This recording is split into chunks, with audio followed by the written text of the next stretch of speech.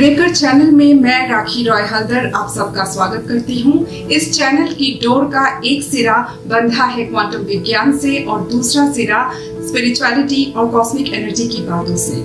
यहाँ हम बात करते हैं ऐसे हकीकत की जो आम हकीकत से जरा हट करके है, जिसके बारे में हम जब सुनते हैं, समझते हैं, जानते हैं तो अक्सर इस सोच में पड़ जाते हैं कि क्या ऐसा भी होता है।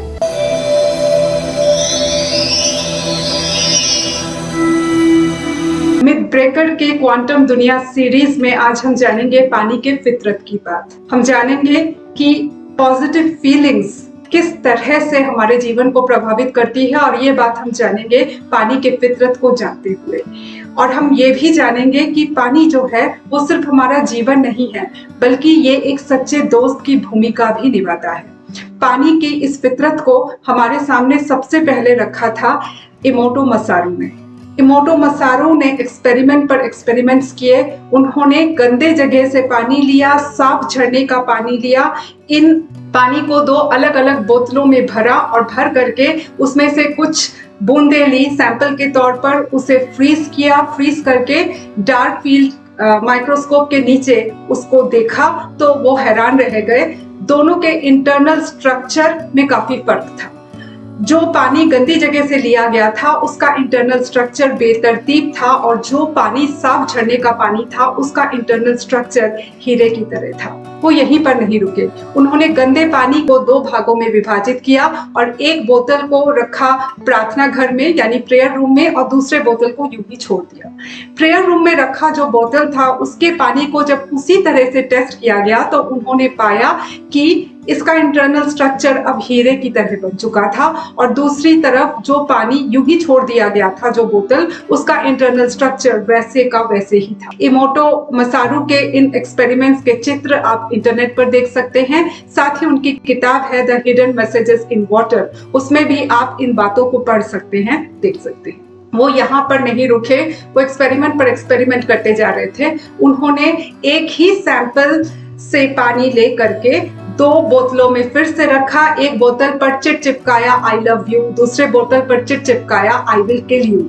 और फिर घंटों बाद जब यहीं से सैंपल ले करके बिल्कुल वैसे ही टेस्ट किया तो पाया कि जिस बोतल पर लिखा हुआ था आई लव यू उसका स्ट्रक्चर हीरे जैसा था और जिस पर लिखा हुआ था आई विल किल यू उसका इंटरनल पानी का जो स्ट्रक्चर था वो बिल्कुल बेतरतीब था। दोनों के स्ट्रक्चर्स फिर से अलग थे। ऐसा क्यों हुआ? क्या कारण है? कारण ये है कि हमारे विचारों में, हमारी सोच में फोटॉन्स होते हैं और ये फोटॉन्स इंटरैक्ट कर रहे थे पानी के स्ट्रक्चर से और उसके इंटरनल स्ट्रक्चर को बदल रहे थे। दरअसल हम जो सोचते हैं, जो कहते हैं, यहाँ तक कि लिखे हुए अक्षरों में भी फोटॉन्स होते हैं और यही फोटॉन्स दरअसल शब्द की आत्मा कह सकते हैं हम इन्हें। इसीलिए किल और लव दो अलग अलग शब्दों का एहसास हमारे भीतर दो अलग अलग ढंग से होता है, क्योंकि इन दोनों शब्दों की आत्मा अलग है। इनके फोटॉन्स जो हैं वो अलग पैटर्न के वहां से प्रवाहित होते हैं। दरअसल बाहर से जो फोटॉन्स आकर के हमारी आंखों से टकराते हैं, हमारी रेटिना से टकराते हैं, वो किस तरह से हमारे दिमाग में घुस करके एक भाव बन करके हमारे भीतर बैठ जाते हैं, इसके पीछे का भी विज्ञान है। इस विज्ञान का जिक्र मैं जरूर करूंगी इसी सीरीज में। फिलहाल इतना जान लेना जरूरी है कि हमारे विचार बहुत ताकतवर है, इसीलिए कहा जाता है थिंक पॉजिटिव और पॉजिटिव फीलिंग्स को मन में रखने की बात इसीलिए कही जाती है। अब जरा गौर कीजिए कि हमारे भीतर 70% से भी ज्यादा पानी है। तो जब कोई हमें भला बुरा कहता है तो हमारे भीतर बेचैनी सी क्यों होती है? कारण ये है कि जब कोई अपने फोटॉन से, अपने शब्दों के जरिए निकाले गए फोटॉन से हमारे भीतर के पानी के इंटरनल स्ट्रक्चर के साथ छेड़खानी करेगा, तब क्या होगा? वही होगा, हमारे भीतर बेचैनी ही होगी। ये दरअसल हमारे भीतर का जो पानी है उसके इंटरनल स्ट्रक्चर में बदलाव या उसके इंटरनल स्ट्रक्चर से छेड़खानी का फल भी कहा जा सकता है। दरअसल अगर हम ऐसे हालात में चुप भी रह गए तो भी हमारे भीतर से फोटॉन्स निकल करके स्ट्रिंग थ्योरी के तहत जो करना है वो करने लग जाते हैं। इसीलिए कई बार हर चीज का जवाब देना जरूरी नहीं होता, बहुत काम हमारे भीतर से ऊर्जा द्वारा ही हो जाता है।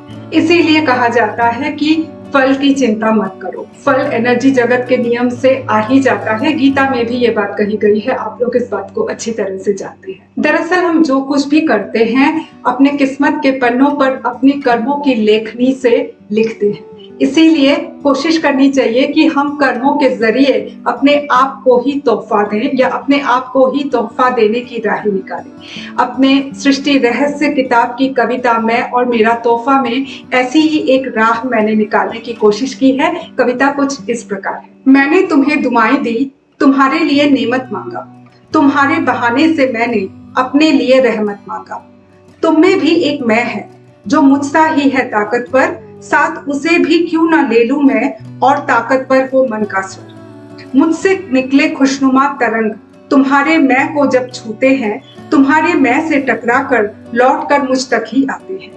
माना कि मेरे लिए तुम्हारे मन में शुभकामनाएं नहीं है, सृष्टि की पहेली ना भूलूं मैं, जो देते हैं मिलता वही है। जरूरी नहीं कि इस खेल में तुमसे मिलकर दुआएं दूं, दूर रहकर ही चुपके से अमन की सदाएं दूं। दुआएं हवा में घुलकर सृष्टि को खुशबू से भरती है, कायनात को छूकर झोंका शीतल हवा का लाती है।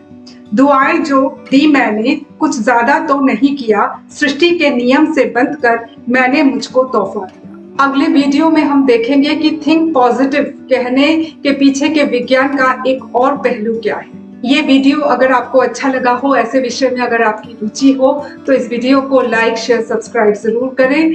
फिर मिलेंगे अगले वीडियो में, तब तक के लिए नमस्ते।